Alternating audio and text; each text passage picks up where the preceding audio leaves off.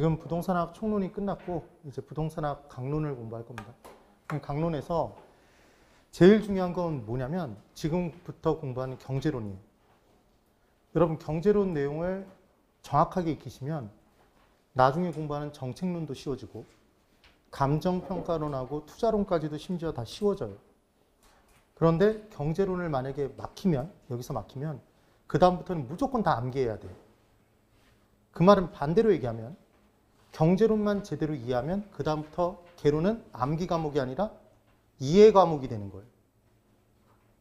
네, 실제로 1차 과목 민법하고 개론은 이해 과목입니다. 철저하게. 그래서 이해를 다 해놓고 암기 방법은 왜 익히느냐? 문제를 빨리 위한 도구인 거예요. 그렇죠? 근데 어떤 부분은 이해가 죽어라고 안 돼. 정말 안 돼. 그럼 그때는 암기 방법을 툭 치고 넘어가는 거예요. 되셨죠? 그렇게 넘어가 주시면. 자, 이제 경제론을 공부할 겁니다. 첫 번째 이거예요. 여러분, 우리 뉴스를 보면 시장경제 체제 하에서, 시장경제 체제 하에서 이런 표현 많이 듣죠? 네. 우리나라는 자유민주주의 국가고 경제체제는 시장경제죠. 시장경제. 그래서 따라해 보세요. 시장경제. 네. 그래서 앞으로 끝나는 그 순간까지 시장이 나오면 경제예요. 경제가 나오면 시장이라고 생각하시면 돼요. 그래서 실제로 우리가 부동산의 개념을 경제적 개념의 부동산이라고 따졌을 때 시장에서 자산을 모으고 자본을 모으고 생산하고 소비하고 상품을 내다 팔죠. 맞나요? 그럼 결국 경제론을 공부한다는 건 시장에 대해서 공부하는 거겠네요. 근데 우리는 식품 영양학을 공부하는 게 아니니까 당연히 부동산학이니까 무슨 경제론? 부동산 경제론을 공부하면 부동산 시장에 대해서 공부하는 걸 거예요. 그렇죠?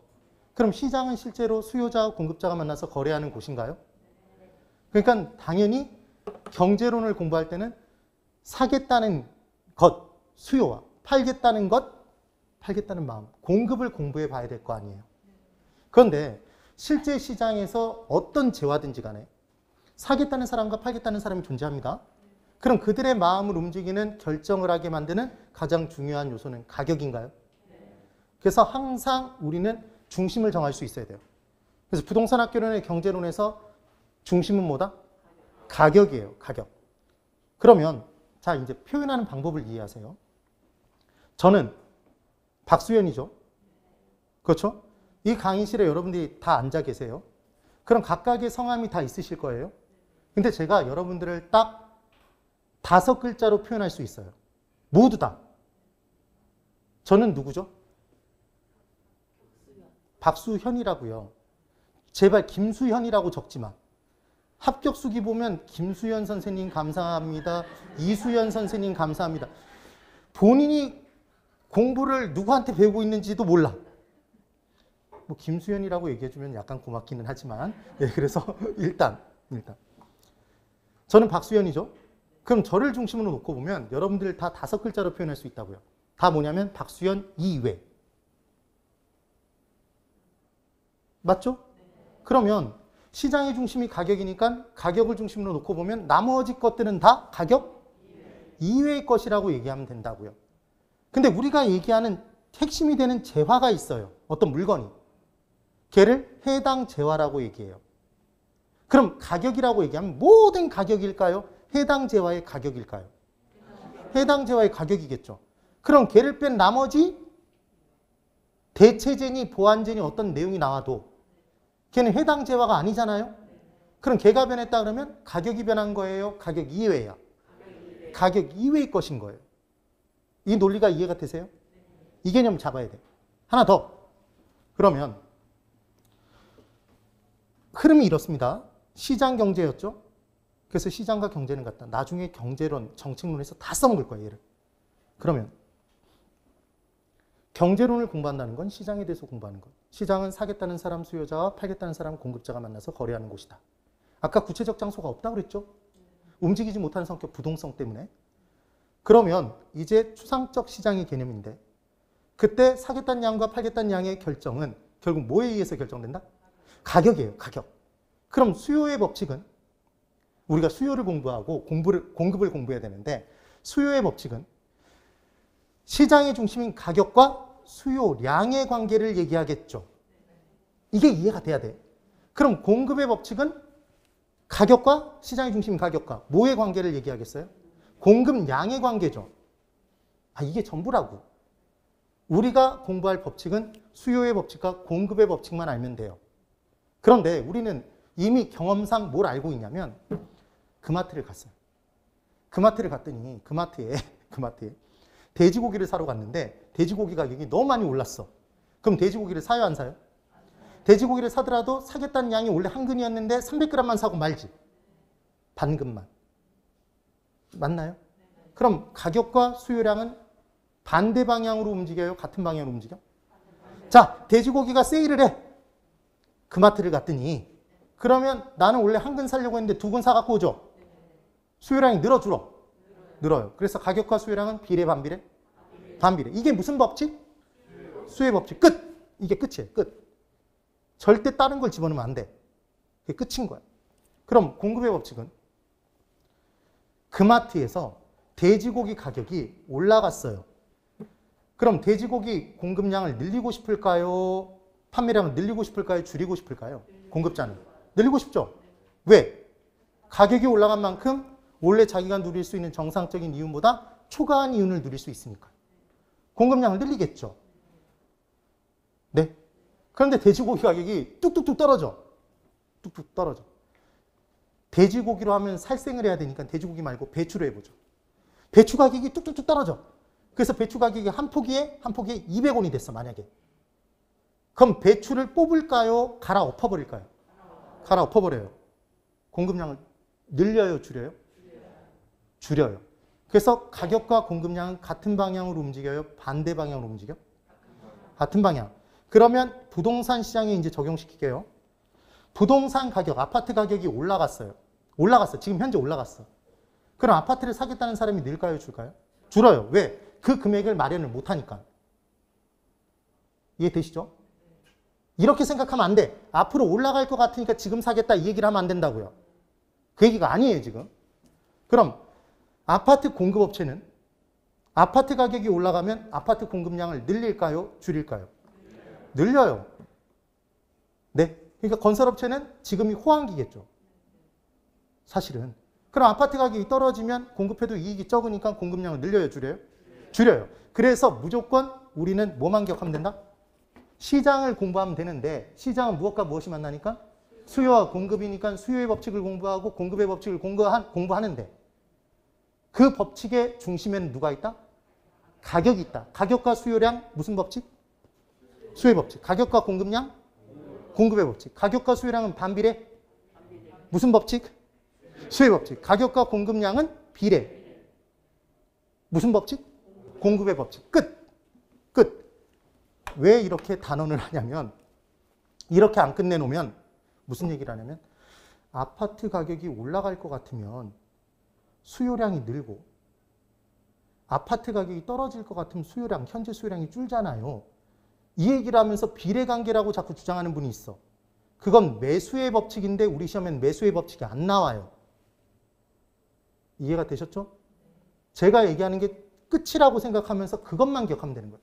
그리고 암기해야 될 건 이 법칙만 기억하면 되지 다른 관계, 뭐 반비례, 비례 이런 거 절대로 외우지 마세요. 이것만 기억하는 거예요. 자, 이제 들어갑니다. 부동산 수요에 대해서 공부해볼게요. 부동산 수요는 유량 개념이래요. 자, 유량 개념은 유량과 저량은 바로 뒤에 자세히 설명드릴 거예요. 뭐라고 생각하시면 되냐면 한강물, 한강 앞에 갔어요. 한강에 갔어. 그럼 한강물이 흘러가고 있어요? 고여 있어요? 흘러가고 있어. 그럼 일정 시간 동안 얼마만큼 흘러가는지를 재볼 수는 있을까요?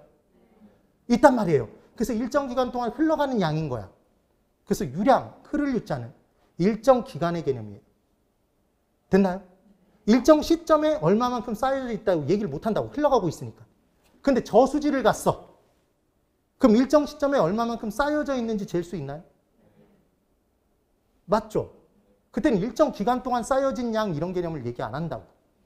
그래서 우리는 부동산 시장에서 잘 들어보세요. 부동산 시장에서 수요자와 공급자가 만나서 타바박 만나서 거래하고 끝나요? 아니면 일정 기간 동안 거래해요? 일정 기간 동안. 그러니까 일정 기간 동안 수요자가 구매하고자 하는 수량이 뭐다? 수요량이고 그게 유량 개념이라는 거죠. 이 얘기인 거예요, 지금. 그 다음 아직 샀을까요? 안 샀을까요? 자, 어떤 개념이냐면 아파트 수요가 만약에 있다면 아파트 가격이 1억 5천, 1억 4천, 1억 3천, 2억 등등등에 해서 얼마만큼을 사겠다는 양이 시장 전체적으로 있단 말이에요. 됐어요? 그럼 그 가격에 다 산 거예요? 아니면 그 가격에 사겠다는 양인 거야? 사겠다는 양인 거죠. 그럼 아직 산다, 판다라는 일은 발생됐어? 발생되기 전이야? 발생되기 전이죠. 일사자죠. 한자로 일사자가 있잖아. 그래서 얘는 일이 발생되기 전이니까 사전적 개념, 사후적 개념? 사전적 개념입니다. 그러니까 산량이에요? 살량이야? 살량이죠. 간단하지만 시험 문제 나와요. 됐죠? 이해를 해야 돼. 그 다음 이제 수요는 유효 수요만 따진대요. 다른 거 하나도 생각하지 말고 대답해 보세요. 머릿속에 경제론에서 무조건 시장만 있으면 돼. 그럼 지금 유효하다는 건 효과 있다는 표현이죠? 그럼 효과가 있다는 건 어디에 효과가 있다는 거야? 어디에 효과가 있다는 거야? 시장에. 시장에 영향을 끼치는 효과 있는 수요라는 거죠. 그럼 시장에서의 중심은 뭐라고요? 가격이죠. 네? 가격에 영향을 끼치는 효과 있는 수요를 유효 수요라고 한다고요. 그러면 자 이제 보세요. 유효 수요는 당연히 수요이니까 사고자 하는 욕구이겠죠. 네. 그때 얘는 살 수 있는 구매력이 있어야 돼요. 그럼 아파트를 사겠다는 사람, 아파트 가격이 10억인데, 자 10억입니다. 10억. 그럼 수요자들이 있고 공급자들이 있었을 거 아니에요? 균형 가격이 지금 10억이야. 근데 사겠다는 사람이 10명이 늘었어. 다 돈도 있어, 10억이. 10억보다 더 높은 금액도 지불할 능력이 있어. 그럼 그 사람들끼리 경쟁하면 가격이 올라가요, 올라가지 않아요? 올라가죠. 그럼 시장에 효과 있는 수요에 효과가 없어? 효과 있죠. 그래서 유효 수요는 사고자 하는 욕구만 있으면 돼요? 살 수 있는 구매력이 있어야 돼? 구매력. 근데 우리의 경험상 이 구매력 10억은 내 돈만으로 다 마련이 가능해요? 빌리기도 해. 자금 융통하죠. 자금 융통을 금융이라고 한다고요. 그럼 부동산을 사기 위해 자금을 빌리는 게 부동산 금융이겠네요? 맞아요. 그럼 부동산 금융이 장기 저리로 더 많은 금액이 빌려질 수 있다면 부동산 시장에 시장 내 무슨 수요가 증가하겠네요. 유효 수요가 증가해서 사겠다 막 경쟁하니까 가격이 올라가지 않아? 올라가는 거죠. 그렇죠? 그런데 이번에는 서울역을 갔어. 거기에 주택을 사고자 하는 욕구를 많이 가진 사람들이 있어요. 주택을 사고 싶어. 근데 살 수 있는 능력이 없어. 노땡자야.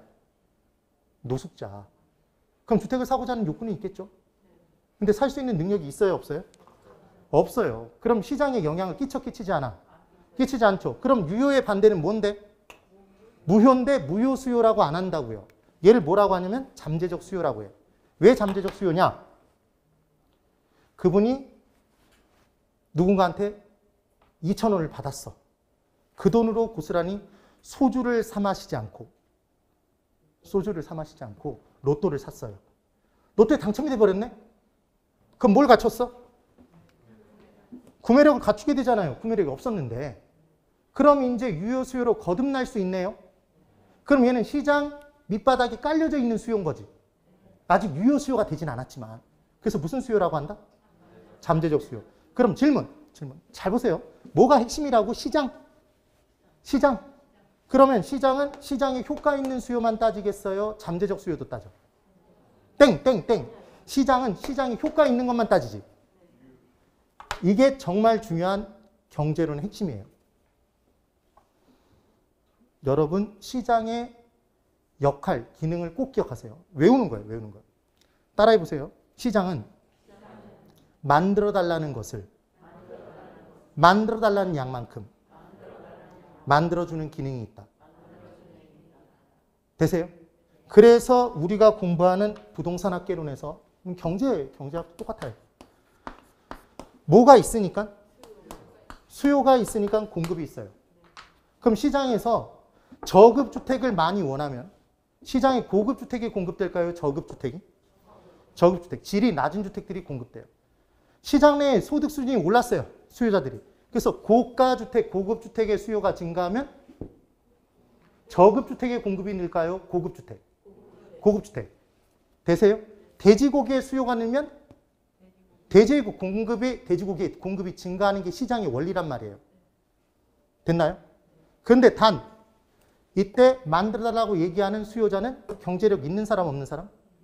구매력 갖춘 사람이 만들어달라고 얘기하면 대가를 받을 수 있으니까 만드는 게 시장이란 말이에요. 이해되셨죠? 그러면 고소득층은 대가를 많이 지불할 수 있어요? 시장에서. 그러니까 고소득층은 시장에서 대가를 많이 지불할 수 있으니까 자원을 좋은 걸 배분받을까요? 좋은 집에 살고 좋은 것을 먹고 좋은 옷을 입겠죠. 그런데 저소득층은 대가를 지불할 능력이 약하죠. 적잖아. 그러니까 이때 자원을 나쁜 걸 배분받겠죠.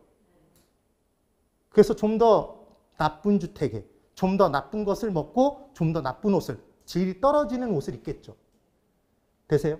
그럼 시장 원리에 의하면 아예 극빈층은 극빈층 대가를 지불할 능력이 있어요 없어요? 없죠. 그럼 시장 원리에 의하면 대가를 지불할 능력이 없는 극빈층은 헐벗고 굶주리고 집 없이 사는 게 너무나 당연해요? 당연하지 않아?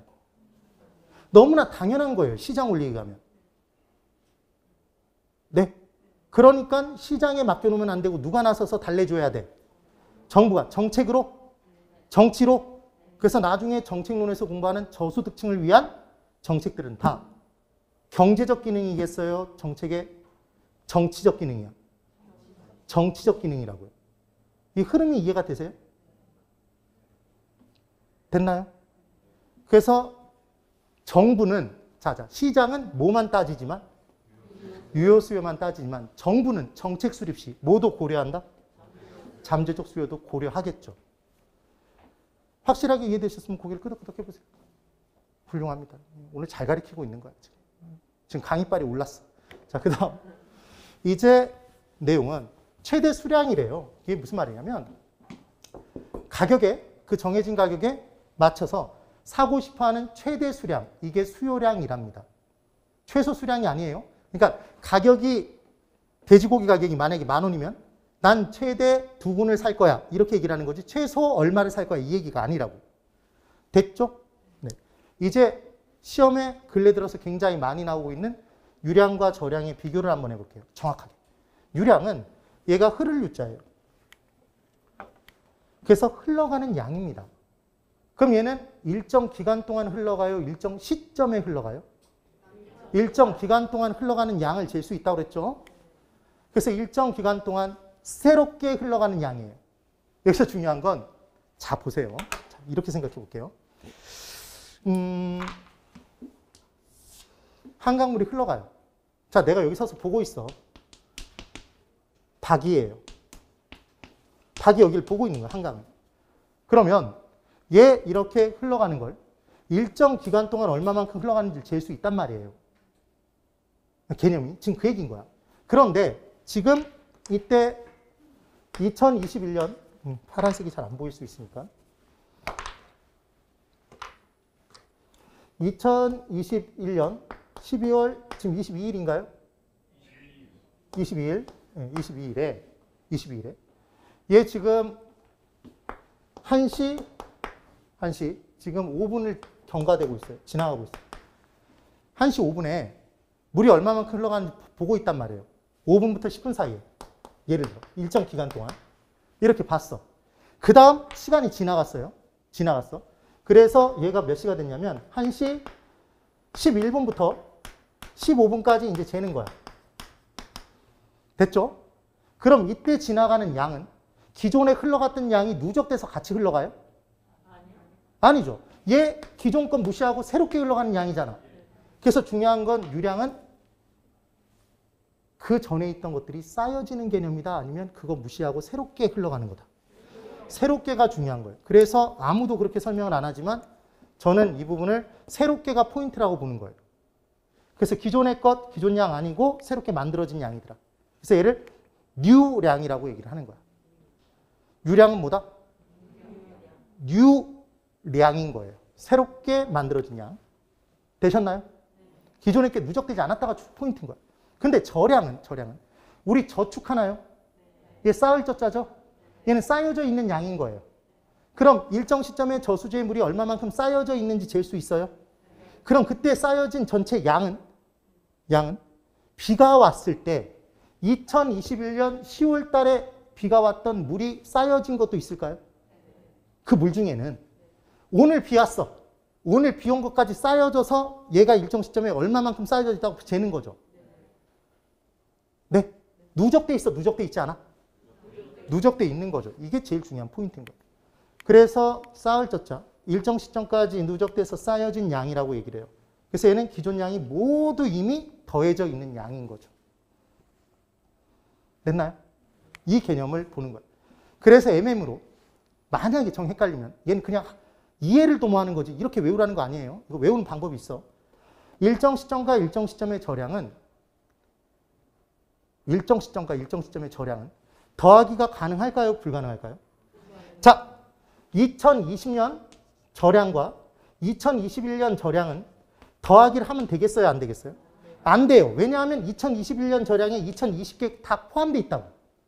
두 번 더 하는 거잖아. 네. 최후 시점의 저량에는 그 전 시점들의 양이 다 포함되어 있잖아요. 그래서 얘는 더하기가 불가능하다고. 그래서 딱 더해봤을 때 이상하면 무슨 양이다? 저량인 거죠. 네. 그럼 이제 예를 들어서 볼게요. 유량과 저량의 판단을 해볼게요. 신규 주택량이 있습니다. 신규 주택량. 자, 이미 답이 나와 있어요. 무슨 주택량?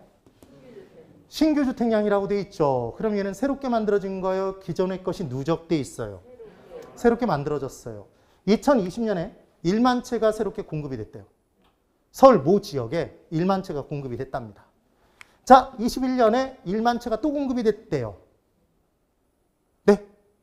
그럼 이 1만 채에는 2021년 1만 채에는 2020년도께 더해져 있나요? 더해져 있지 않죠? 얘 기존 건 무시하고 새롭게 만들어진 양이죠. 되셨어요? 그럼 우리는 2020년부터 2021년까지 일정 기간 동안 2년이라는 기간 동안 신규 주택량이 서울에 있는 이 모 지역에 2만 채가 공급됐다고 얘기할 수 있나요? 있죠. 되셨어요? 각각이 새롭게니까 더할 수 있다고. 이미 어떤 한 부분에 더해져 있는 게 아니니까. 그래서 얘를 뭐라고 한다? 유량이라고 판단하는 거죠. 됐죠? 그런데 이제 보세요. 2020년에 기존 주택량이 100만 채랍니다. 2020년에 기존의 주택량이 100만 채래요. 2021년도에 봤더니 기존 주택량이 105만 채가 있대요. 네. 그러면 2021년도에 105만 채에는 2019년도에 지어진 것도 누적돼서 쌓여 있을까요? 2020년도 것도 쌓여져 있을까요? 다 쌓여져 있겠죠. 그 전에 것들 다 쌓여져 있는 거예요. 과거의 것들이. 그래서 일정 시점에 다 누적돼서 포함되어 있는 거죠. 맞아요? 이게 무슨 양이라고요? 저량이라고요. 그럼 이제 얼마나 어이없는 경우가 생기냐면 보세요. 2020년 일정 시점에 100만 채였고 2021년에 일정 시점에 봤더니 105만 채가 있는데 이제 2020년부터 2021년까지 이 지역의 기존 주택량은 205만 채가 공급돼 있다고 얘기할 수 있나요? 안 되는 게 딱 느껴지세요? 네. 왜 안 되는지 대답해 보세요. 여기에 이미 포함돼 있다? 얘가 다 두 번 더 하는 거잖아요. 말도 안 되는 거지. 그러니까 얘는 뭐다? 저량인 거죠. 기존 주택량. 개념은 이와 같다고요. 근데 언제 시험장 들어가서 이걸 하고 있을 거예요, 사실은. 그래서 저량은 이제 외우는 거야. 제자가 통부인이 되다 이렇게 기억하는 거예요. 수업을 들었는데 그 제자가 마음에 들었어. 그 제자가 부인이 됐는데 같이 막 먹다 보니까 약간 통통해졌어. 그래서 제자가 통부인이 되다 이렇게 기억하면 돼요. 만약에 저량인지 기억이 안 나면 저랑 결혼한 제자가 통부인이 된 거지. 괜히 했나 보네. 그래서 그렇게 기억하는 거예요. 그래서 쟤는 뭐냐면 재고량이에요. 주택 재고량, 기존 주택량. 그 다음 자는 자산 자본이래요. 나중에 하다 보면 다 기억나.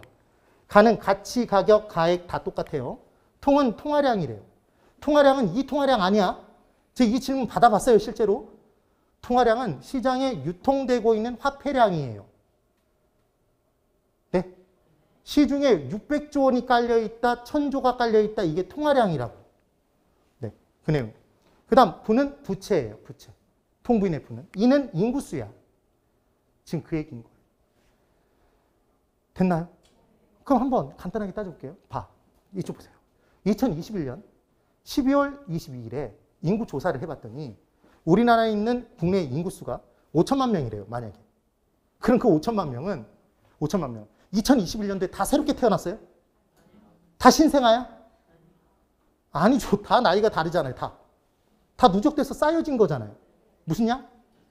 저량이라고요. 회사의 부채, 빌린 돈은 이 시점에만 빌렸겠어요? 전에 게 다 누적돼 있어. 전에 게 다 누적돼 있지. 회사에 있는 내 돈이 다 누적돼 있죠. 그걸 합친 자산도 다 누적돼 있는 거잖아. 이게 저량 개념이란 말이에요. 쉽나요? 이렇게 기억하면 돼. 그 다음 잠깐만. 여기서 유량 개념을 구분하는 방법. 이 저량 개념을 이렇게 구분하는 거고, 유량 개념을 구분하는 방법은 수입이나 비용이 뜨면 얘는 무조건 유량이에요. 새롭게가 나오거나 신규가 나오면 얘는 무조건 유량이에요. 네, 변화되는 건 일정 기간 동안 변화하겠죠? 아니, 변화는 기존 것이 아니라 새롭게 변화한 거잖아요. 네. 그래서 정말 치사하게 어떤 문제를 낼 수 있냐면 인구수의 변화량, 이 유량인지 저량인지 구분하는 문제를 낼 수 있다고요. 그러면 저랑 결혼한 제자가 통부인이 되다 그렇게만 외우신 분은 인구수라고 나왔으니까 인인인인 저량이지 이렇게 얘기하는데, 인구수의 변화량은 뭐다? 유량인 거죠. 아주 최고난도의 문제까지 지금 설명을 드립니다. 그럼 수입 중에 대표적으로 하루하루 받는 건 일당인가요? 주마다 받는 금액은? 주급. 월마다 받는 금액은? 월급. 연마다 받는 금액은? 연급. 그러면 안 되고 연봉. 걔들 다 그러니까 뭐다? 유량이죠.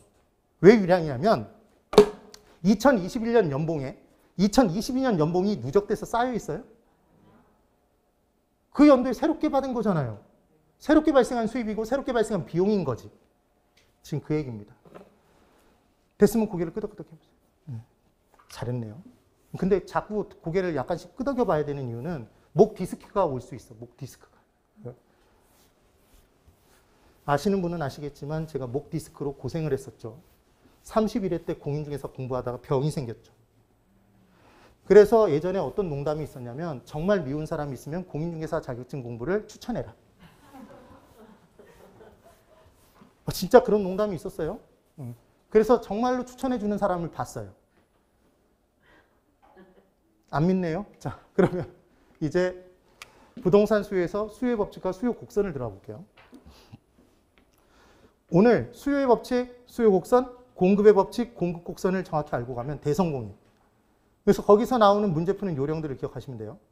자, 볼게요. 수요의 법칙은 아까 이미 공부했죠?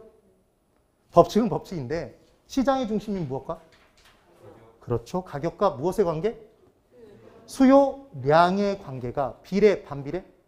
반비례. 이게 수요의 법칙이에요. 그래서 수요의 법칙이 나타나는 효과가 뭐냐면 가격 효과래요. 그래요. 자, 이쪽 보세요. 자. 가격이 올라가니까 어떤 효과가 발생해서 수요량이 감소하겠죠? 잠깐만. 이렇게 가려도 너 손 위로 다 보인다 이러면 안 돼요. 가격이 올라갔을 때 어떤 효과도 발생하지 않는다면 수요량이 감소할까요? 그대로일까요? 그대로겠죠. 근데 가격이 올라갈 때 수요량이 감소한대요. 그럼 가격이 올라감에 따라 어떤 효과가 발생했다는 얘기죠. 그래서 수요량이 감소한 거잖아요. 그럼 질문. 수요의 법칙은 수요 효과에 따라 나타난다. 지금 뭐라고 적혀 있어요? 가격 효과 때문에 발생하는 거잖아요, 지금. 됐나요? 근데 가격 효과가 크게 두 가지래요. 소득 효과라는 게 있대. 소득 효과. 그럼 소득 효과가 뭔지 설명드려볼게요. 저 보세요. 쉬워요. 10,000원이 있어. 10,000원. 제 소득이 10,000원이야. 10,000원. 참 적죠. 10,000원. 사이다가 있는데 한 병의 가격이 얘가 1,000원이었어요. 그럼 저는 소득이 겉으로 보여지는 소득은 지금 10,000원이죠. 그때 사이다 한 병의 가격이 1,000원이니까 나는 몇 병을 사 마실 수 있는 소득이에요? 10병을 사 마실 수 있는 소득이었어요. 그런데 사이다 가격이 내 소득은 10,000원인데 2,000원으로 올라갔어요. 가격이 올라갔죠? 그럼 나의 명목적인 겉으로 보여지는 소득은 10,000원이지만 이제 나의 실질적인 소득은 사이다를 몇 병밖에 못 사 먹어요? 5병밖에 못 사 먹게 되는 거죠. 5병밖에 못 사요. 그럼 실질적인 소득이 감소했어요? 증가했어요? 유지됐어요? 실질적인 소득은 감소하는 효과가 발생했겠죠. 가격이 올라감에 따라 내 실질적인 구매력, 내가 가진 화폐자산의 구매력이 떨어졌잖아요. 얘가 실질 소득의 감소라고. 그럼 실질적인 소득이 줄었으니까 수요량을 늘려요? 줄여요? 실질적인 소득이 줄면 수요량이 줄어? 줄죠. 되셨어요? 그래서 가격이 올라감에 따라 이 앞에는 뭐가 생략돼 있다고요? 해당 재화의 가격이 올라감에 따라 실질적인 소득이 감소되는 효과에 의하여 무슨 효과?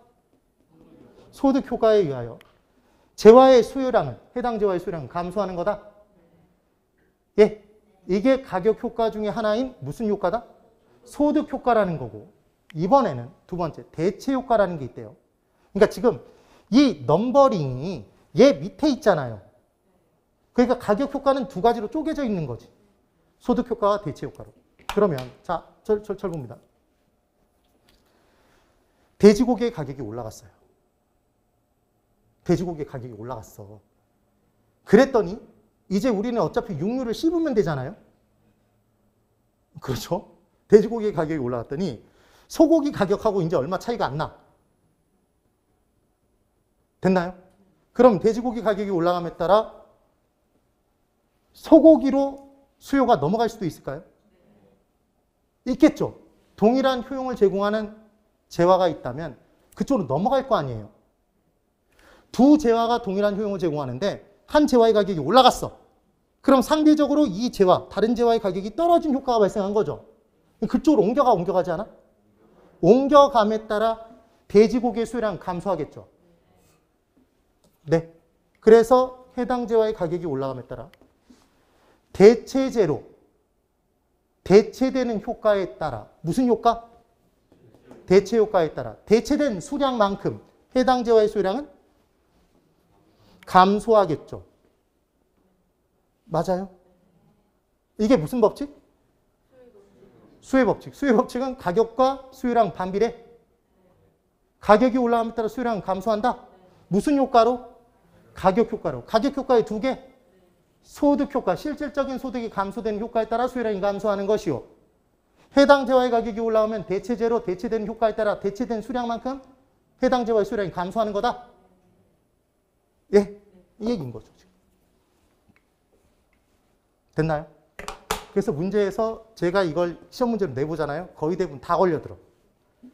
수요의 법칙은 수요 효과에 의해서 발생한다 그러면 다 걸려든다고요. 거의 대부분. 가격이 올라감에 따라 수요량이 감소하는 게 수요의 법칙이죠. 그러니까 가격 효과가 발생해서 수요량이 감소한 거지. 무슨 효과가 아니다? 수요 효과가 아니에요. 됐나요? 그럼 수요 함수 및 수요의 결정 요인이 있대요. 이건 그냥 듣는 거예요. 듣는 거. 함수가 나오면 기분이 좋아져요? 싫어져요? 기분이 나빠져. 진짜로. 저도 수학에서 함수가 나온 순간 포기했어요. 저도 나름 그렇게 따지면 수포자인데 기분이 안 좋네요. 예. 그래서 수학을 그냥 약간 그렇게 좋아하지 않았는데 이 함수라는 단어가 나왔다고 해서 긴장하실 필요가 없어요. 그냥 뭐냐면 함수는 기본적으로 함이래요. 거기다 뭔가를 집어넣으면 걔가 뭔가 변해서 나와. 그 관계를 따지는 게 함수래요. 함수. 그럼 이제 부동산 수요량이 어떻게 변하는지 알고 싶은 거예요. 그때 부동산 가격이 변하면 부동산 수요량이 변해요? 아, 이거 변한다고 죽어라 공부했잖아요. 이게 무슨 법칙이라며? 수요의 법칙. 그런데 다른 부동산 가격이 변해도 부동산 수요량이 변할 수 있어요? 관계 있는 부동산이라면? 관련 있는 부동산이라면? 지금 그 얘기인 거죠. 소득이 증가돼요. 부동산 수요량 변해요? 변하죠. 가격 상승이 예상돼. 그럼 부동산 수요량 증가하겠네요? 기호가 변했어. 그래서 타운하우스라는 게 생겼는데 그걸 좋아해 사람들이. 그럼 타운하우스의 수요량 증가하겠네요? 전 세계적으로 아파트 수요량이 이렇게 많은 데가 없대요. 우리나라처럼 아파트 공급량이 이렇게 많은 나라가 없대. 왜냐하면 전 세계적으로 아파트 광고를 제일 많이 했던 나라가 우리나라. 요즘 좀 덜하지만 예전에는 광고를 틀면 아파트 광고가 되게 많았다고요. 브랜드 광고가. 그래서 자이에는 이영애 씨가 살고 있을 것 같고, 네, 호방건설에는 한효주 씨가 살 것 같고, 뭐 이런 게 있잖아요. 그럼 광고비가 고스란히 비용으로 책정돼서 아파트 가격이 또 올라가겠죠. 그래서 자꾸 좋은 모습을 막 보여주니까 사람들이 선호도가 높아져서 아파트의 수요가 증가하고 아파트 공급이 증가했던 거예요. 되시죠? 이해가 돼야 돼요? 그럼 정책 변화에 따라서 수요량 변해요? 아, 정책이 변함에 따라 얼마나 부동산 시장이 영향을 받아요. 지금 그 얘기죠. 금리가 변하면 내가 내 돈만 갖고 자금을 마련하기 어렵다고 그랬죠. 그럼 좀 더 싼 이자로 좀 더 긴 기간 돈을 빌릴 수 있으면 시장의 유효 수요는 증가한다, 증가하지 않는다? 증가하겠죠. 그래서 금리가 어마어마하게 부동산 수요량에 영향을 끼칩니다. 그 다음 세금도 부동산 취득하면 취득세를 아주 중과세를 때려버린대요. 사겠어요, 안 사겠어요? 안 사요. 혜택을 준대요. 사겠죠. 되셔요? 그런 개념입니다. 얘가 부동산 수요량에 영향을 끼친대요. 그럼 이제 수요의 결정 요인을 볼게요. 다른지와 가격 변해도 수요 변하나요? 네. 매수자의 소득이 사겠다는 사람의 소득이 변해도 변하죠? 가격 변화 예상을 해도 변하죠? 정확하게 대답해 보세요. 이제 절 보고. 아파트 가격이 지금 10억이랍니다. 저를 보세요. 아파트 가격이 지금 현재 10억이에요. 얘가 12억이 될 것으로, 한 달 뒤에 12억이 될 것으로 예상이 되고 있대요. 응? 가격 상승 예상을 하고 있죠. 누가? 매수자, 수요자가. 그렇죠? 그럼 지금 현재 살까요, 안 살까요? 사겠죠. 왜? 오르기 전에 사야 될 거 아니야. 네? 지금 그 얘기예요. 그럼 지금 10억인데 한 달 뒤에 8억으로 떨어질 것으로 예상이 되고 있어요. 그럼 지금 사겠어요? 나중에 사겠어요? 나중에 사죠. 그러니까 지금 현재 수요량은 감소하겠죠. 영향을 끼쳐야 끼치지 않아? 끼치죠. 그 다음 매수자의 기호 아까 다 봤죠? 인구수 변화도 따지겠죠. 그래서 평택 지역의 집값은 올라가요, 올라가지 않아? 올라가요. 인구수가 증가하니까. 미군 들어와서 인구수 증가하고 그 다음 대기업 이전돼서 인구수 증가되니까. 지금 그 얘기인 거예요. 가구수 등의 변화도 영향을 끼칠까요? 질문. 우리나라는 인구수가 절대적인 인구수가 늘고 있어요, 줄고 있어요? 작년 말인가 올해 초에 우리나라는 데드크로스를 이미 경험하게 됐다라고 얘기를 해요. 그게 뭐냐면 출생률과 사망률을 따졌을 때 출생률보다 사망률이 높대요. 사망자 수의 비율이 더 높대. 그럼 이 절대적인 인구수가 줄 거 아니에요. 맞죠? 그런데 그때 인구수 한 명이면 5천만 인구수면 5천만 채가 필요한가요? 다 1인 가구는 아니잖아요. 그렇죠? 그럼 예전에는 대가족이었죠. 5, 6인 가정. 근데 얘가 핵가족화되면서 요즘은 1인 가구의 비중이 어마어마하게 늘었다고 얘기를 하죠. 그러면 가구 수의 변화가 생기면 수요량에 영향을 끼치나요? 영향을 끼치겠죠. 당연히. 그런 내용들이야. 그러니까 얘를 외우려고 하지 말라고. 외우는 거 아니에요. 그냥 들으면서 그럼 돼. 그 다음 부동산 세금, 조세가 세금이죠. 그 다음 이자율, 융자 지원. 당연히 영향을 끼쳐요. 기타 등등등 뭐 영향을 끼친대요. 됐어요. 이제 재화의 종류를 공부할 거예요. 재화의 종류. 자, 지금까지 했던 거 복습. 1분 만에 복습. 시장은 경제. 경제론 공부는 시장에 대해서 공부. 시장은 수요자와 공급자가 만나는 거. 법칙은 딱 2개. 수요의 법칙, 공급의 법칙. 걔를 좌우하는 건 가격. 해당 재화의 가격. 가격과 수요량은 반비례. 가격과 공급량은 비례. 그때 수요의 법칙이 발생하는 이유는 가격이 올라감에 따라 효과가 발생해서 수요량이 감소하는 거다. 무슨 효과? 가격 효과. 가격이 올라가면 실질적인 소득이 감소하는 효과가 발생했다. 그래서 수요량이 주는 거다. 이게 소득 효과. 가격이 올라가니까 그 해당 재화를 대체하는 대체재로 넘어감에 따라, 대체됨에 따라 대체 효과로 해당 재화의 수요량은 감소한다. 무슨 효과? 대체 효과. 그 둘이 가격 효과. 맞죠? 그 다음 부동산 수요량에 영향을 끼치는 요인은 부동산 가격 하나다, 여러 가지다? 여러 가지를 막 띄어서 보여드렸던 거잖아요. 그때 이자율 정도를 정확히 기억하면 된다고 그랬죠? 됐나요? 지금 그 내용까지 한 거야. 그런데 다른 재화의 가격이라는 게 이제 떠올랐죠. 그럼 다른 재화가 뭐가 있는지 재화의 종류를 공부해 보는 거예요. 그래서 정상재와 열등재가 있습니다. 딱 보고 대답해 보세요. 정상재는 정상적일 것 같아요? 열등할 것 같아요? 정상적일 것 같아요. 열등재는 왠지 열등할 것 같아요? 맞나요? 그러면 이 둘 중에 고소득층은 뭘 쓸까요? 정상재를 쓰겠죠. 느낌이 그렇게 느껴지시죠? 그럼 저소득층이 쓰는 재화는 질이 낮은 재화겠죠? 열등재겠죠? 네. 그럼 소득 수준이 전체적으로 떨어지면 이 둘 중에 무엇의 수요가 증가할까요? 열등재의 수요가 증가해요. 그럼 전반적으로 소득이 증가하면 둘 중에 뭐가 늘까요? 정상재의 수요가 늘게 보여요. 이 정상재의 또 다른 표현은 우등재예요. 그런데 사실은 제가 얘를 이렇게 적어놔서 그렇지 이 둘은 두 재화의 질적 수준을 비교하는 개념이 아니에요. 이 두 재화의 질적 수준을 비교하면 안 돼요. 그래서 기준은 뭐냐면 무조건 소득과의 방향을 따져야 돼요. 그래서 보세요. 소득이 올라감에 따라 해당 재화의 수요가 늘었대요. 아까 설명드렸어요. 소득이 증가함에 따라 해당 재화의 수요가 증가했대요. 그럼 소득이 높은 사람이 쓰는 재화인가요? 맞아요. 그럼 얘 무슨 재? 정상재 또는 우등재겠죠. 시험 문제에는 우등재라고 나온 역사가 없어요. 다 뭐라고 나와? 정상재. 그러면 소득이 증가됐더니 칠판 보세요. 소득이 증가됐더니 해당 재화의 수요가 줄어요. 그럼 이 말은 소득이 높은 사람은 써요? 안 써요? 안 쓴다는 얘기죠. 이게 무슨 재예요? 열등재겠죠. 이해가 돼야 돼요. 다시 소득이 감소됐어요. 그랬더니 해당 재화의 수요가 줄었대요. 그러면 소득이 낮은 사람은 못 쓰는 재화죠. 그런가요? 그럼 이게 무슨 재? 정상재죠. 소득이 떨어졌어요. 그랬더니 해당 재화의 수요가 증가했대요. 그럼 얘는 소득이 낮은 사람이 쓰는 재화네요. 무슨 재예요? 열등재죠. 네, 이 개념이 되는 거예요. 그래서 정리. 한 재화를 놓고 여기서 중요한 건 절대 두 재화의 비교가 아니에요. 한 재화를 놓고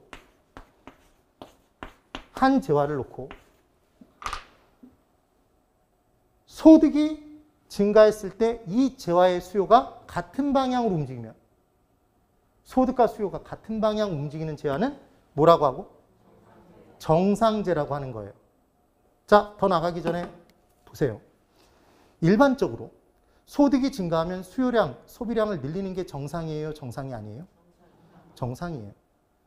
소득이 줄면 허리띠를 졸라매고 소비량을 줄이는 게 정상이죠. 그러니까 소득과 수요는 같은 방향 움직이는 게 정상이다. 이게 정상재라고요. 다시 뭐와 방향을 따지는 거다. 뭐와? 소득과 수요의 방향을 따지는 거예요. 두 재화의 질적 수준 따지는 거 절대로 아니에요.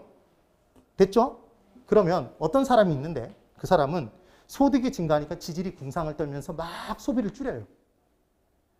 그러더니 소득이 감소하니까 디립다 쓰고 죽어버렸어. 정상적이에요? 열등해요? 열등하죠. 그래서 소득과 수요가 반대 방향으로 움직이는 재화는 무슨 재? 열등재라고요. 그럼 질문.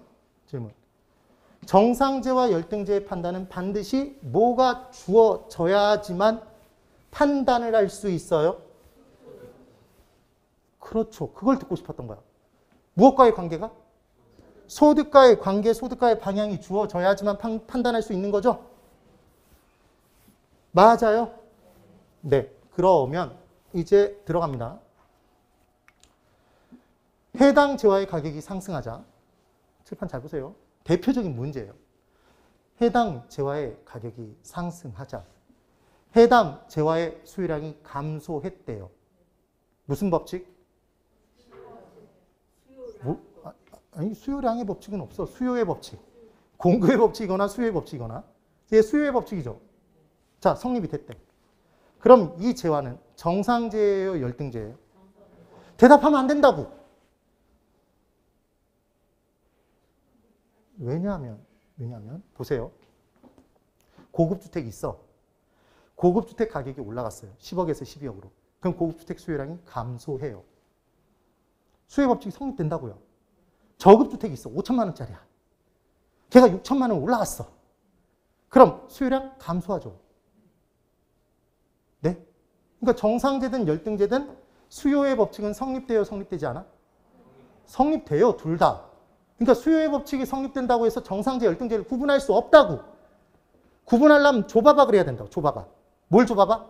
소득과의 방향. 걔를 줘야 내가 풀지 이렇게 얘기를 해야 된다고. 됐나요? 오로지 뭐와의 관계를 따지는 거다? 정상이냐 열등하냐는 소득과의 관계를 따지는 것이다. 그래서 소득이 높은 사람이 쓰는 재화가 뭐? 정상재. 소득이 낮은 사람이 쓰는 재화가 열등재. 그러니까 항상 뭐가 머릿속에 들어와서 박혀 있어야 된다? 소득. 이 두 재화는. 됐나요? 얘는 관계를 나타내는 단어가 아니에요. 자, 보세요. 이게 얼마나 중요한 개념인지 보세요. A 재화와 B 재화가 있어요. 그러면 A 재화와 B 재화가 정상적인 관계다. 지금 그 얘기예요. 정상재는? 아니라고. 이 둘의 관계가 정상적인 관계다. 이런 개념이 아니라고요. 그럼 이 두 재화의 관계가 열등한 관계다. 이 얘기가 아니라고. 그러니까 이 단어 자체는 관계를 내포하고 있지 않단 말이에요. 네? 되셨죠? 그래서 재화가 아까 하나가 나온다고 그랬어? 둘이 비교한다고 그랬어? 둘이 비교? 둘이 비교? 한 재화라고 아까 대빵만하게 적었었잖아요. 그렇죠? 헷갈려요, 이게. 정말로 헷갈려요. 나중에 공부해보면. 근데 이걸 극복해 놓으면 정말 쉬워져요. 자, 얘는 판단 불가죠. 이번에 고급주택이 있어요. 질문. 고급주택은 정상재다. 열등재다. 너무 마음에 들어요. 손을 들면 안 돼. 저한테 좁아봐 그래야 돼. 뭘 좁아봐? 얘를 좁아봐 그래야지. 소득 증가 시 수요가 증가했대요. 무슨 재예요? 이게 정상이잖아. 이게 정상. 소득 증가할 때 수요가 증가하는 게 정상이잖아. 정상재죠. 이번엔 저급주택이 있어요. 얘는 열등재예요? 정상재예요? 그렇죠. 대답하면 안 된다고. 대답 한 번도 안 하다가 오늘 맞추고 한 문제 맞추고 하는 거죠. 대답을 안 하는 게 맞다고. 그럼 좁아봐 그래야죠. 좁아봐. 그랬더니 얘는 소득이 증가하면 여기서 안 살고 여기로 간대. 그러니까 수요가 감소하겠지. 그럼 소득이 늘었을 때 수요가 감소하는 건 정상이에요? 열등해요? 열등하다고 그랬잖아요. 열등재죠. 절대로 이 둘을 비교한 게 아니란 말이에요. 네? 그렇죠. 그럼 이제 연관재와 독립재를 볼까요? 딱 보면 연관재는 관련 있는 재화인가요? 연관되어 있는 재화? 그럼 얘는 독립된 재화? 그럼 얘는 두 재화의 관계를 얘기해요? 관계가 없는 게 뭐고? 독립재고. 해당 재화와 관계가 없으면 독립재. 해당 재화로부터 독립된 재화. 그럼 연관재는 해당 재화와 연관된 재화네요? 맞죠? 그러면 A 재화의 가격이 올라갔대요. A 재화의 가격이 올라왔어. 우리가 따지는 재화는 A 재화야. 해당 재화가 A 재화야. A 재화의 가격이 올랐더니 B 재화의 수요는 불변이래요. 불변. 관련이 있어요, 없어요? 없죠. 무슨 재? 독립재죠. 이 얘기라고. 그럼 이번에 A 재화의 가격이 올라갔어. 그랬더니 C 재화의 수요가 늘었대요. 그러면 얘는 관련이 있어요, 없어요? 일단. 있죠. 무슨 재? 연관재. 얘 뒤집어서 관련재? 똑같아요. 그러니까 교재별로 왜 연관재, 관련재 차이가 발생하는지 간단하게 설명드리면 우리나라의 부동산학자들은 우리나라에서 별도로 부동산학이라는 학문을 만들었을까요? 해외에 유학 가서 공부하고 오셨을까요? 유학 가서 공부하고 오셨어요. 그럼 부동산학 원론 책이 있었겠죠. 해외에서 쓰여진 책들이. 그럼 그걸 번역해서 들여왔겠죠. 저서라고 써져 있지만 사실은 편저서라고 거의 대부분. 번역서란 말이에요. 번역서. 그럼 그때 A라는 학자가 들어와서 연관제라는 표현을 썼으면 B라는 학자가 다시 유학 가서 공부하고 와서 그 뒤로 들어오면 책에다가 연관제라고 쓰고 싶을까요? 관련제라고 쓰고 싶을까요? 관련제라고 쓴다고. 번역의 문제 때문에 얘들이 이렇게 바뀐 거예요. 그 다음 해당 재화를 당해재화라고 표현하는 사람들도 있어. 인근 지역을 근린 지역이라고 표현하기도 해요. 앞뒤 뒤집어 놓는다고요. 그러니까 신경 쓰지 말자. 신경 쓰지 마세요. 그런 거 신경 쓰는 거 아니에요. 그래서 얘는 연관제죠. 여기까지 됐죠? 그러면 이번엔 A 재화의 가격이 올라갔더니 D 재화의 수요량이 줄었대요. 관련이 있어요? 없어요? 있으니까 줄었겠지. 관련이 없으면 변하지 않는 거라고요. 얘 연관제네요. 근데 지금 봤더니 A 재화의 가격이 올라간 건 똑같은데 얘는 수요가 늘었고 얘는 수요가 줄었네요. 네. 그럼 둘이 같아 달라? 연관제지만 연관제의 종류가 두 가지가 있다는 느낌이 들잖아요. 맞죠? 그래서 이제 연관제는 해당 재화를 대체하는 재화이거나 해당 재화와 같이 사용됨에 따라 해당 재화의 만족도를 키워서 해당 재화를 보완하는 재화이거나 둘 중 하나겠죠. 되세요? 그러면 오늘 돼지고기를 계속 얘기하는데 돼지고기가 땡기나 봐요. 그래서 오늘 제육볶음을 먹어야 될 것 같아요. 이것도 재미가 없어요? 뭐 재미는 없을 수도 있지. 그러면 돼지고기 입장에서는 소고기가 돼지고기와 동일한 효용을 제공하는 재화예요. 거의 비슷하죠? 그때 나는 온리 돼지고기야 그러면 뭐 할 말이 없어. 그래서 동일한 효용을 제공하니까 돼지고기의 가격이 올라가면 돼지고기의 수요량이 줄면서 그 수요량이 어디로 가요? 소고기로. 그럼 소고기 수요가 증가하니까 소고기 가격이 또 올라가요? 올라가지 않아요? 올라가겠죠. 그럼 돼지고기 가격과 비슷해져요? 중요한 건 동일한 만족도를 제공하는 두 재화가 있다면 그 두 재화의 가격은 최종적으로 비슷해질까요? 격차가 더 벌어지고 끝날까요? 비슷해지고 끝나겠죠. 네? 그게 아까 봤던 대체 효과에서 다 드러나는 얘기들인 거예요. 이해되죠? 그러면 대체라는 단어가 나오기 위해서는 해당 재화가 먼저 나와야 돼요. 질문입니다. 커피숍에 갔어요. 커피숍에서 딱 커피 한 잔을 시켜서 먹었습니다. 여러 선택지가 있었죠. 커피도 있고 홍차도 있고 등등등 있었어요. 커피를 사서 먹었어. 그러면 가격이 4,500원. 그리고 플러스 이제 그걸 사는 순간 내가 달짝지근하게 먹을 수도 있고 그냥 쓴 상태로 먹을 수도 있죠. 맞아요? 차갑게 먹을 수도 있고 따뜻하게 먹을 수도 있죠. 그리고 걔를 사 마시면 커피숍에서 2시간 내지 3시간을 죽 때릴 수 있는 권리를 얻죠. 맞아요? 그게 커피가 나에게 주는 만족도, 효용이란 말이에요. 근데 그 커피숍에서 홍차를 사 마셔도 가격대 비슷하죠. 동일 커피숍이면. 따뜻하게 차갑게 먹을 수 있죠. 쓴 상태로 먹을 수도 있고 시럽 넣어서 먹을 수도 있죠. 맞나요? 2-3시간 죽 때릴 수 있는 권리를 얻잖아.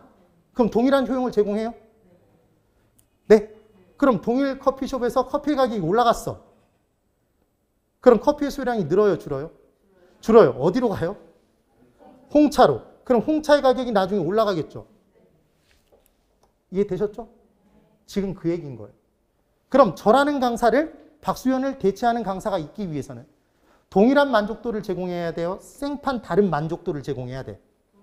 동일한 만족도. 그러니까 대체제는 중요한 건 해당 재화와 동일한 효용을 제공하는 재화네요. 그래서 대체관계가 성립되는 거지. 이해되셨어요? 자, 그럼 질문 여기 잘 보세요. 제가 이렇게만 얘기를 했어요. 홍차만 딱 적어놓고 홍차는 대체제예요? 보완제예요? 물어본 거예요. 자, 대체제다. 보완제다. 또 맞췄어. 대답 안 하는 게 맞는 거야. 무슨 말이냐면 커피라는 해당 재화가 있을 때 해당 재화가 커피라면 얘 만족도와 동일한 만족도를 제공하니까 홍차가 커피의 대체제죠. 홍차만 있으면 대체제라고 얘기 안 한다고. 그러니까 대체제 앞에는 생략된 단어가 있는 거죠.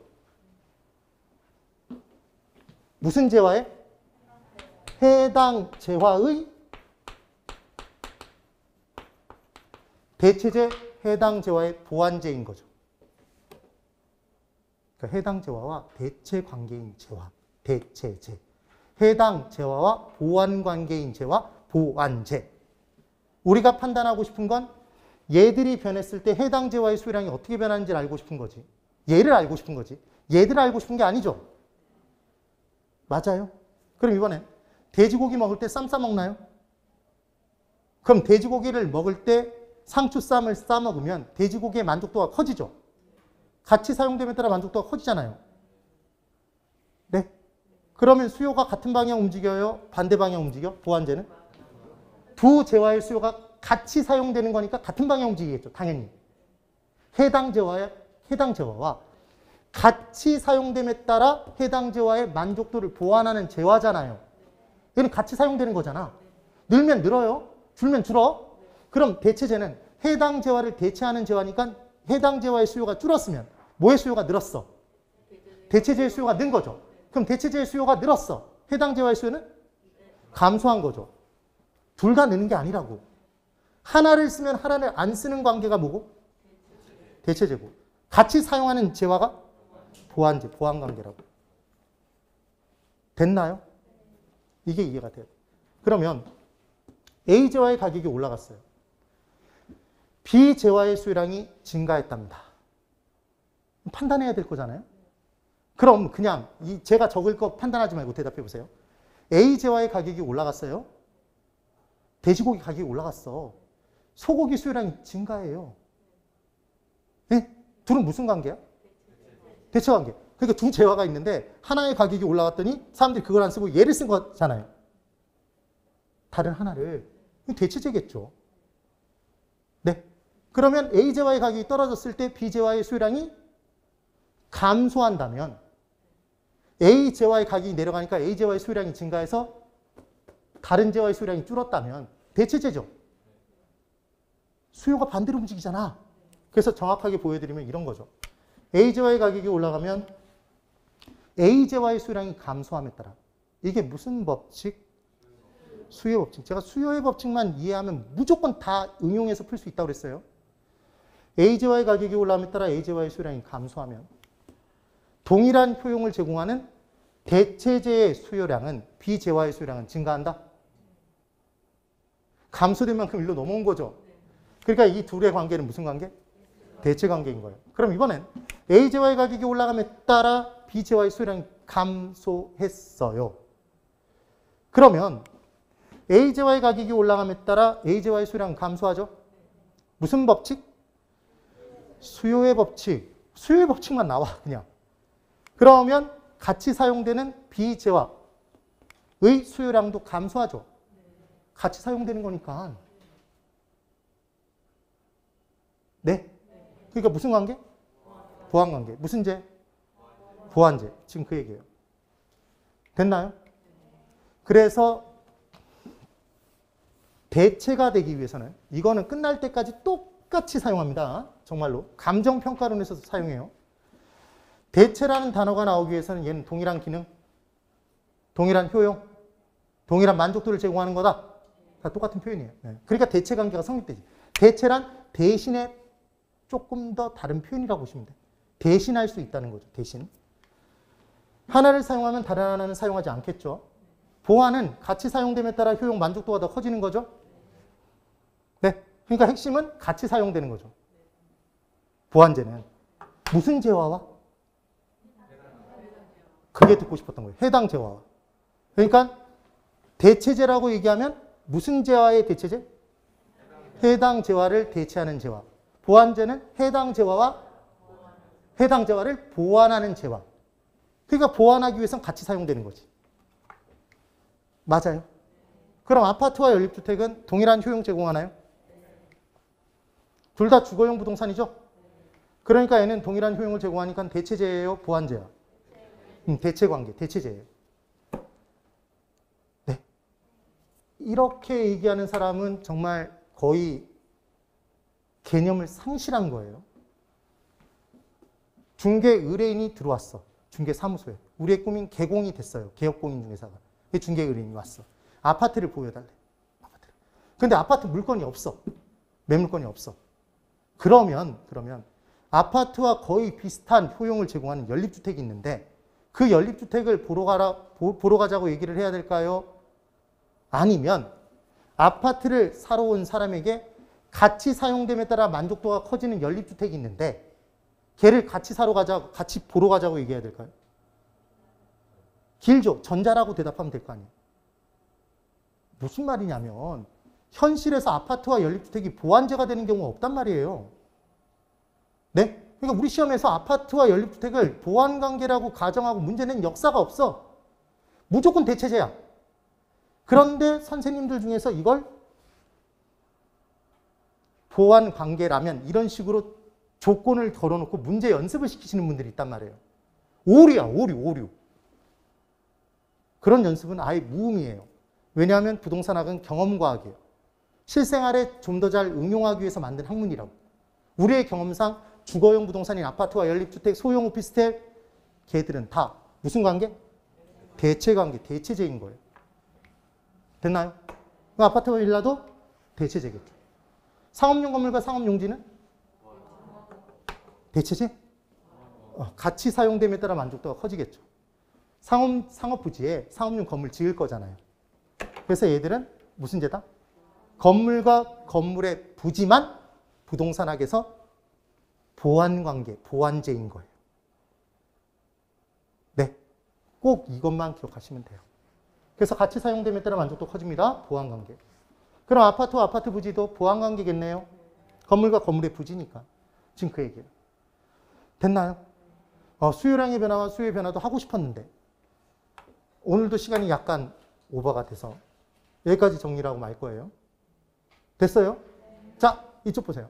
자, 이제 마지막 최종 정리. 딱 3분 정도만 정리를 해보죠. 저 보세요.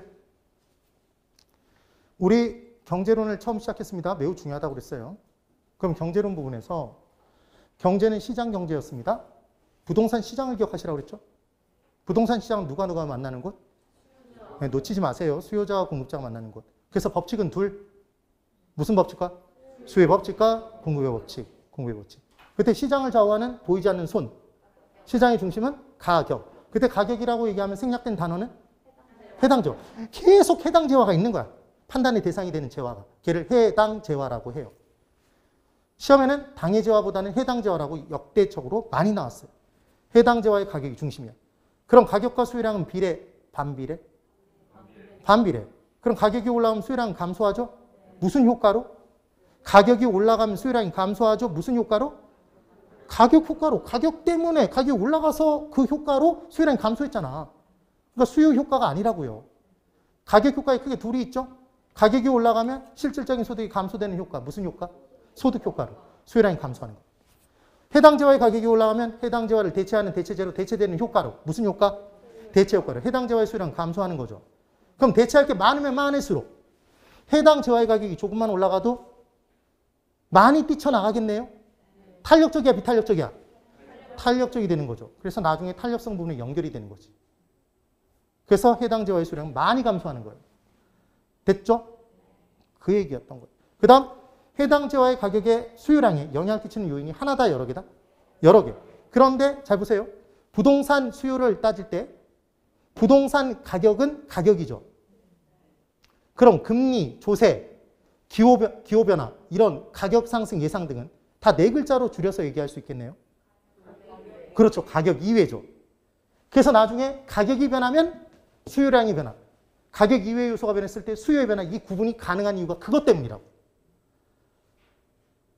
네. 그걸 이제 다음 주에 무조건 시험에 나온 또 하나를 공부할 거란 말이에요. 그래서 재화의 종류를 따질 때 제가 얘기하는 종류가 뭔지 대답해 보세요. 자. 두 재화가 있어. 여기서의 핵심은 두 재화의 관계를 얘기하고 있죠. 그럼 얘는 정상관계이거나 열등관계예요? 아니죠. 대체관계이거나 보완관계잖아. 두 재화의 수요가 반대로 움직이는 재화는 뭐고? 하나를 쓰면 하나를 안 쓰는 거니까 대체제고. 이게 이렇게 기억이 나야 된다. 두 재화의 수요가 같은 방향 움직이면 같이 사용되는 거니까 보완관계구나. 이러면 끝난다고요. 됐죠? 이번엔 한재화가 있어. 한재화. 얘가 정상적인지 열등한지를 따져보고 싶은 거잖아요. 그럼 줘봐봐 그래야지. 뭘 줘봐봐? 소득을. 그래서 소득과의 관계가 같이 움직이면 그게 정상이라고 그랬죠. 소득이 늘 때 수요가 증가하는 게 정상이라며. 네? 그럼 소득과 수요가 반대 방향 움직이는 건 열등하죠. 그게 무슨 재야? 열등제. 그러니까 정상제와 열등제는 관계를 나타내는 단어가 아니라는 거예요. 네? 소득 앞에서 정상이냐 열등하냐 그걸 따진 거였지. 오케이? 이게 정말 죽어라고 헷갈리는 내용인 거예요. 그래서 제가 강조를 해서 설명을 드린 거예요. 됐나요? 오늘 수업 분위기는 아까 말씀드렸지만 A 플러스를 드리고 싶네요. 학창시절에 많이 받았던 거죠? 한 번도 받아본 역사가 없어? 이제 앞으로 받으면 돼요. 공인중개사로 여러분들이 A 플러스의 길을 걸어가면 되는 거예요. 오늘 여기까지 진행하고 수요량의 변화와 수요의 변화부터는 다음 주에 연결해서 볼 겁니다. 오늘 대단히 고생이 많으셨어요. 네.